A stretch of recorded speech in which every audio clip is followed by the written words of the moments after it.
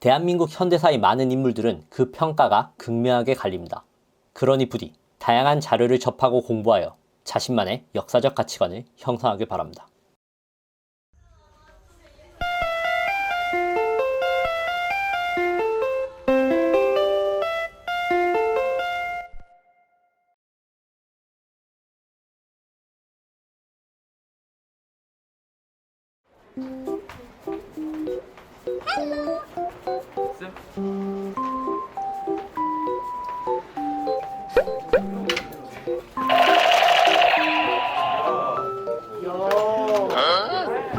반장 인사부터 할까요? 안녕하세요. 자, 만나서 반갑습니다. 역사 수업에 오신 여러분을 환영합니다. 내가 왜 굳이 이런 걸 쓰고 왔을까? 이거 할로윈 때 했던 거죠? 기억나요?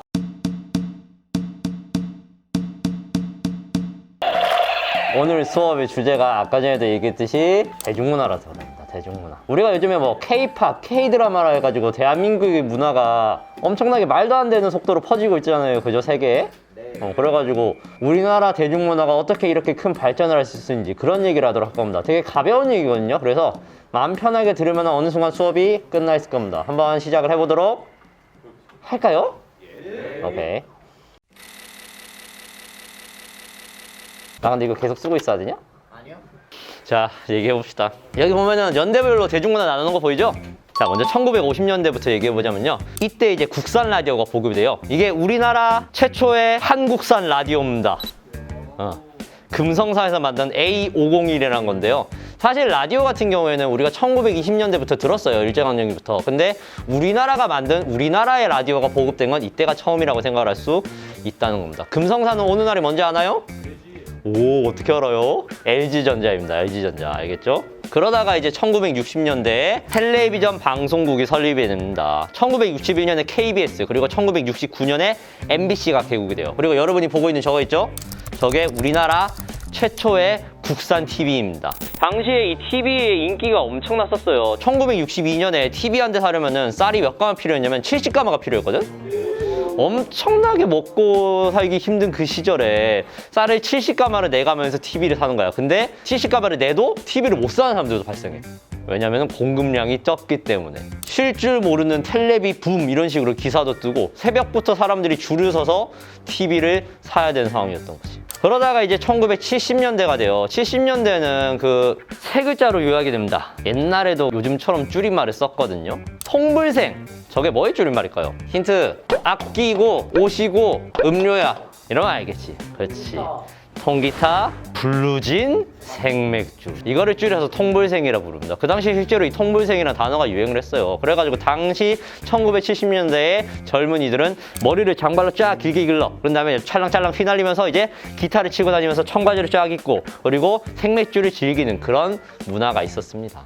당시에는 기타 못 치면 간첩이라는 얘기도 있었어요. 그래서 이런 청년 문화가 엄청나게 유행하던 게 1970년대입니다. 이게 왜 상징적이냐면요. 사실 이전에 1960년대에는 사람들 복장이 다 간편화하고 통일화된 측면이 있었거든요. 왜냐면 그 당시에 박정희 정부가 신생활복 정책이라는 걸 실시하게 돼요.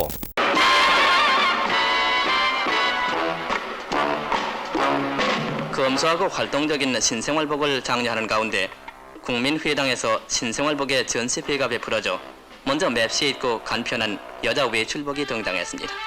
다음에는 목면천의 남자 양복으로서 간소하고도 극히 실용적인 복장입니다.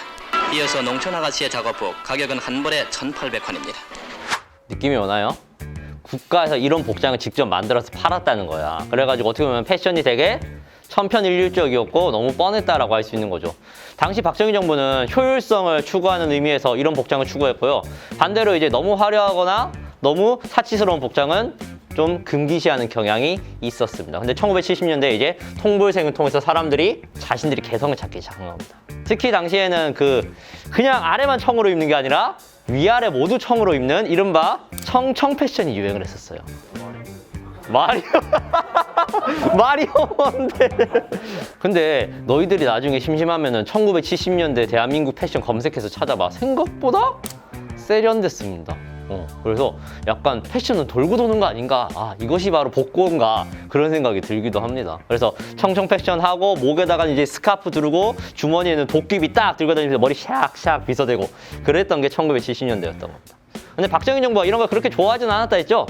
그래가지고 이거를 단속을 하게 돼요. 장발도 단속을 하고요. 미니스커트도 단속을 합니다. 미니스커트 같은 경우에도 1970년대에 엄청나게 유행을 하게 돼요. 그래가지고 우리가 와, 그 시절에 저렇게 짧은 치마를 입어도 돼? 라는 생각을 할 정도로 사람들이 짧은 치마를 입고 다니고, 그래서 경찰들이 그거를 자를 대가면서 이제 단속을 하는 겁니다. 그랬던 시절입니다. 1980년대로 가볼까요? 1980년대 가면은 우리가 너무 서양 문화에만 관심을 가진 거 아닌가라는 생각에 사람들이 전통 문화에 눈을 돌리기 시작합니다. 이를테면 사물놀이 같은 거. 텔레비전계에서도 엄청난 큰 혁명이 일어나게 되는데요. 그게 바로 이겁니다.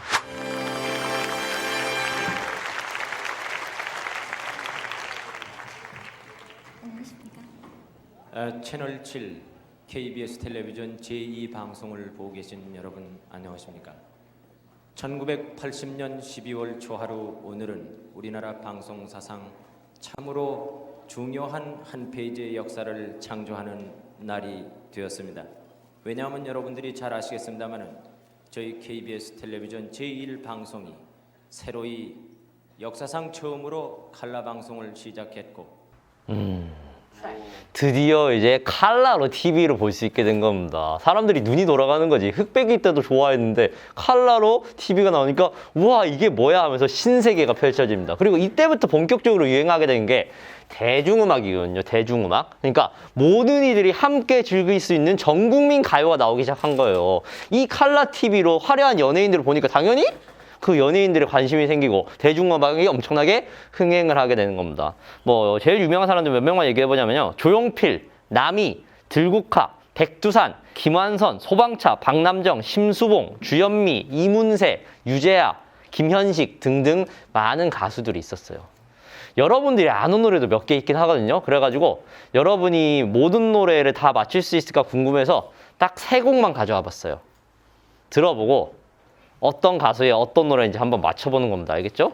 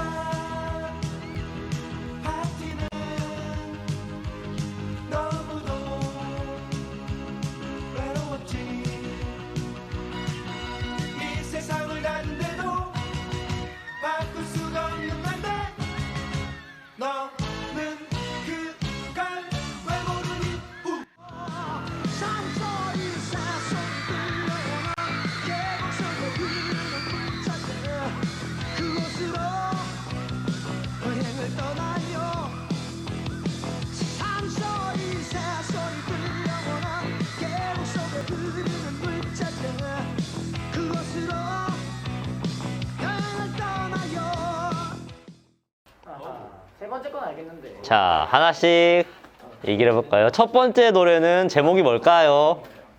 아, 제목 알아. 가수는 누굴까요? 제목을 모르겠다고. 가수는 누굴까요? 남이? 오, 맞췄어요. 제목은 뭘까요? 오, 맞습니다. 네. 우리 만남은 빙글빙글 돌고. 두 번째 노래는 여러분이 좀 익숙할 줄 알았는데? 그치, 소방차의 어젯밤 이야기. 이 어젯밤 이야기가 아이유가 2017년도에 리메이크도 했잖아요. 그리고 마지막 노래는 다들 알죠? 이문세 여행을 떠나요. 땡. 이 아니래. 이래잖아. 여행을 떠나요인데 조용필. 오, 어떻게 되게 잘한다. 조용필의 여행을 떠나요입니다. 이런 식으로 우리가 지금 들어도 알만한 많은 대중음악들이 이때 등장을 하게 됩니다. 그리고 1980년대부터 시작해가지고 이제 대한민국의 대중음악이 엄청나게 수준이 계속해서 발달하게 되고요. 그죠?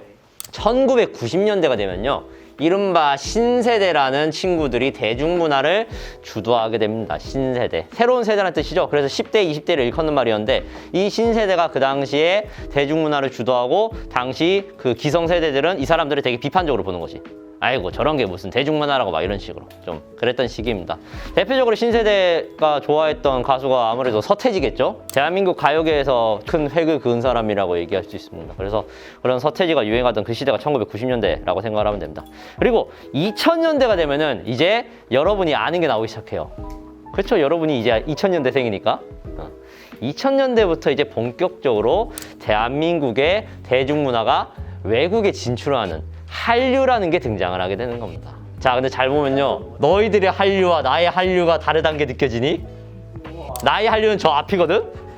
너희들의 한류는 저 뒤잖아. 겨울이 형도 에반데죠. 그지? 여기 아는 사람 있어요? 여기 하나라도? H.O.T? 저희 이모가 참 좋아했습니다. 보아가 일본에서 얼마나 대박이 난 줄 알아요, 여러분? 대장금도 막 해외 진출해가지고 시청률 50% 넘기고 그랬대. 그리고 겨울연가 같은 경우에도 당시 배용준이 인기가 어마어마해가지고 연사마라 불렀거든, 연사마? 연사마가 일본에 딱 가면은 거기 콘서트를 꽉 차고 막 그랬었단 말이야.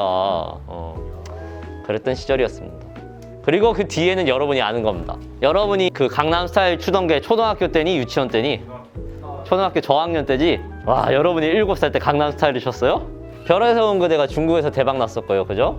그리고 태양의 후예, 거기에다가 이제 BTS, 기생충, 미나리라고 해서 기생충 이후에 또 이제 그 아카데미 시상식에서 상 받은 영화 있거든요. 그렇게 대한민국의 영화 그리고 노래 같은 것들이 이제 K-팝, K-무비 이런 식으로 엄청나게 이슈가 된 겁니다. 그리고 최근에 이슈가 된 게 아무래도 오징어 게임이 되겠죠. K-드라마까지 이제 세계화가 되는. 사실 이전의 K-드라마는 아무래도 좀 아시아 사람들 중심으로 소비가 됐잖아요. 근데 이제는 전 세계 사람들이 K-드라마를 보면서 참 그런 아이러니한 상황이 벌어지게 되는 겁니다. 그랬습니다. 그래가지고 대한민국의 대중문화는 참 잘 발전한 거라고 나는 생각을 해요. 뭐 물론 옛날에 처음에 시작할 때는 아무래도 일본이나 다른 나라들의 영향을 많이 받게 되는데 결국은 우리가 독창적으로 우리말의 문화를 만들어내가지고 이제 그게 세계적으로도 인정받는 그런 상황이 된 거잖아요. 그래서 앞으로가 이제 더 기대가 됩니다. 솔직히 우리는 이야기거리가 무궁무진하잖아. 왜냐면은 웹툰이 너무 많아가지고 웹툰 괜찮은 거 드라마화 계속해도 몇 년은 계속 대박 나지 않을까? 어쩌면 몇십 년이 대박 날지도 몰라. 그래가지고 앞으로의 그 대중문화의 발전 한번 기대해 보도록 합시다.